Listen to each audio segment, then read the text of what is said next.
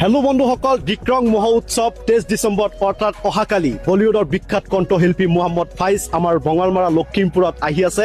চ' আপোনালোকক ভিতৰৰ যে ফেণ্ডলৰ দৃশ্যাংশ দেখুৱাবলৈ চেষ্টা কৰিম। সকলোৱে আহিব বুলি আশা ৰাখিছোঁ। চ' মোৰ বন্ধু এজন লগ পালোঁ, হাছিবুল হাছান। চ' তাৰ পৰা জানিব চেষ্টা কৰিম কালি যিহেতু বলিউডৰ বিখ্যাত কণ্ঠশিল্পী মহম্মদ ফাইজ আমাৰ লখিমপুৰ বঙালমাৰাত আহিব। চ' বহুত ধৰণৰ এটা আয়োজন চলি আছে।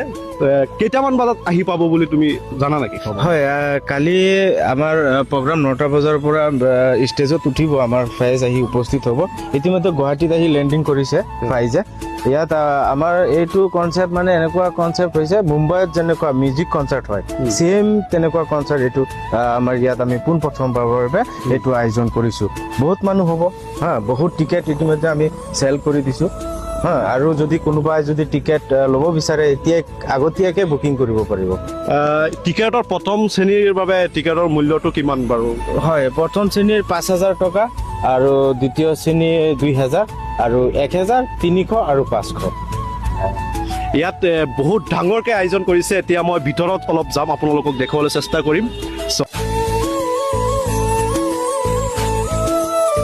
আৰু ইয়া হ'ল ভিতৰৰ দৃশ্যাংশ। আপোনালোকে দেখিব পাইছে প্ৰায় 10,000ৰ ওপৰত মানুহ কেপাচিটি আছে। আৰু এতিয়া মই গৈ আছোঁ ষ্টেজৰ ফালে। আপোনালোকক ষ্টেজটো অলপ দেখুৱাই দিওঁ আৰু ভিডিঅ'টোত কমেণ্ট কৰিব কোনে ক'ৰ পৰা ভিডিঅ'টো চাই আছে। আৰু ইয়াত কাৰ্পেট পাৰি আছে, যিহেতু VIP গেষ্টহঁত ইয়াতে বহিব। আৰু এইখনেই হ'ল ষ্টেজ। ভিডিঅ'টো ভাল লাগিলে কমেণ্ট কৰি জনাব আৰু বেছি দীঘলীয়া নকৰোঁ।